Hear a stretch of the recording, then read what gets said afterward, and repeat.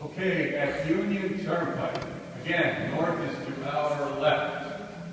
So these are the 3 lanes in each direction that come over the bridge. This is the service road. In 2011, I should say in June 2011, we made this, the traffic from the service road, we forced them to turn right.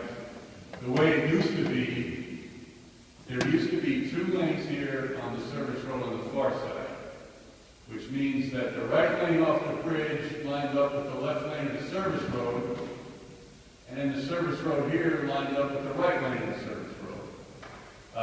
We did this at the request of NYPD, and so we understand a lot of people don't like it because they come around here and drop people off, and when they come out they want to go straight. I'll show you more about that later. And then last summer, since this is only fed by the 1 lane, we narrowed this from 2 lanes to 1 lane. This is only 1 lane going down here now. It used to be 2. Okay, now this is the safety results of the intersection of Union Turnpike and Woodhaven Boulevard. Again, we implemented it in July of 2011. So it may be inconvenient for people, but you can't argue with the results. There's much less crashes at that intersection, and it's pretty clear before and after. So the jury's out. It's certainly made traffic safer. Okay, a little bit further down. This is further down on Woodhaven Boulevard. This is the interborough of the Jackie Robinson Parkway.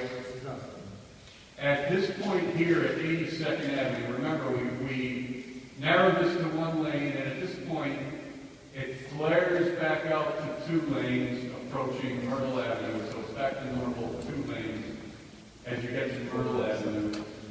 There is an open cut here, which coincidentally, this cut is right where the service road widens from 1 lane to 2 lanes. So we were thinking of allowing this move here for the benefit of drivers who are in the main road and want to turn right onto Myrtle Avenue. That would still be a bit of a dangerous move to make this S kind of turn here. So we decided against it and instead put better signage on the bridge coming south. That if you want to use Myrtle Avenue westbound, you need to get into the service road.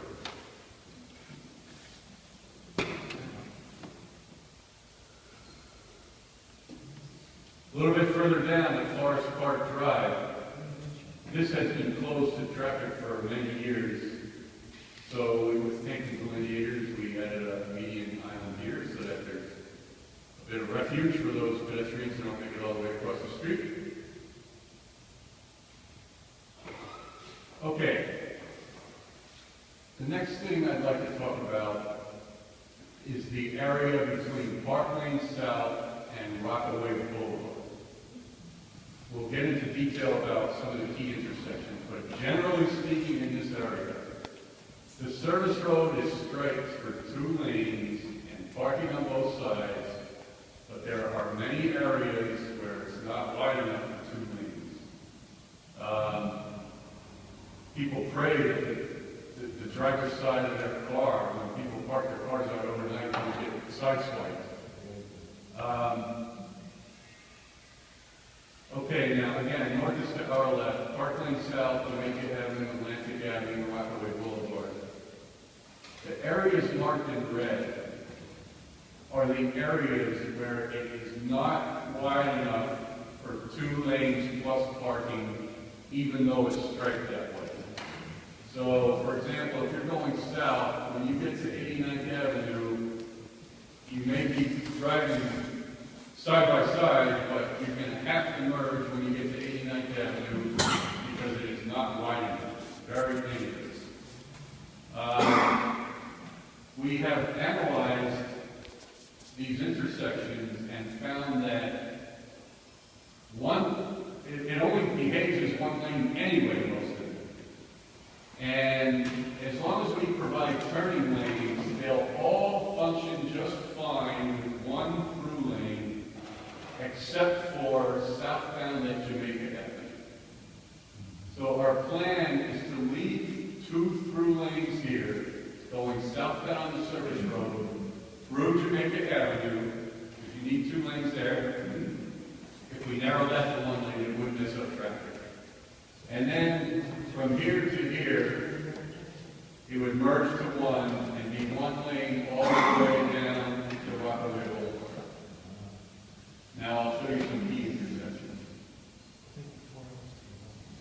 This is the way it is on Jamaica Avenue. Again, it is wide enough for 2 lanes here. But going northbound, cars park here, there's just no way it's wide enough for 2 lanes. Further south it is, it's plenty wide over here. So if cars are traveling abreast of one another, they're forced to merge when they see the parked car. It's very dangerous.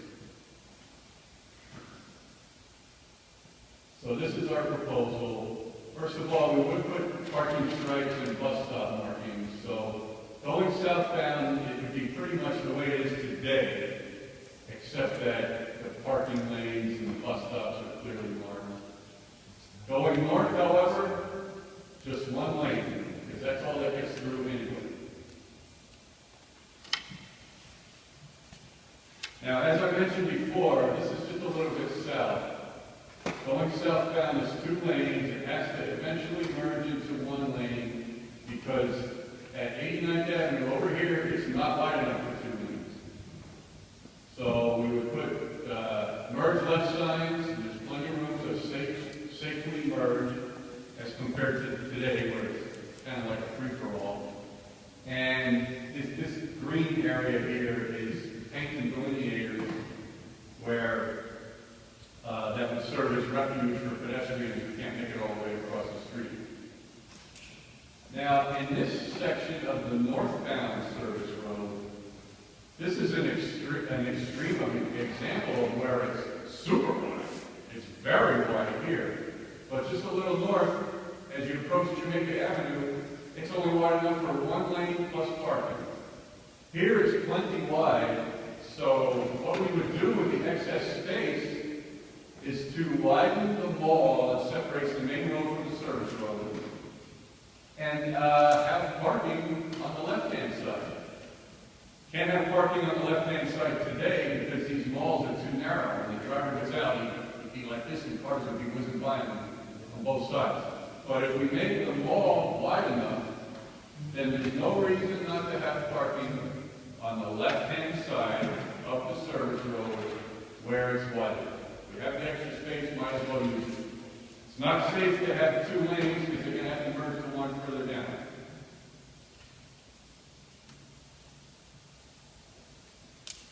Okay, this is the way Atlantic Avenue is today. Now again, Atlantic Avenue, we would just have 1 lane. It will not mess up traffic because 1 lane only goes through anyway. They have to merge either further down or further up. As long as we provide turning lanes, we think traffic will not get any worse than it is today, maybe even a little better with these turning lanes. So again, we're striping out the excess space near the mall, clearly showing the parking areas and the bus stops. Now, for this plan to work, we would like to move the bus stop from the near side here to the far side, just beyond the gas station. There's plenty of dead room here. So that would enable us to make a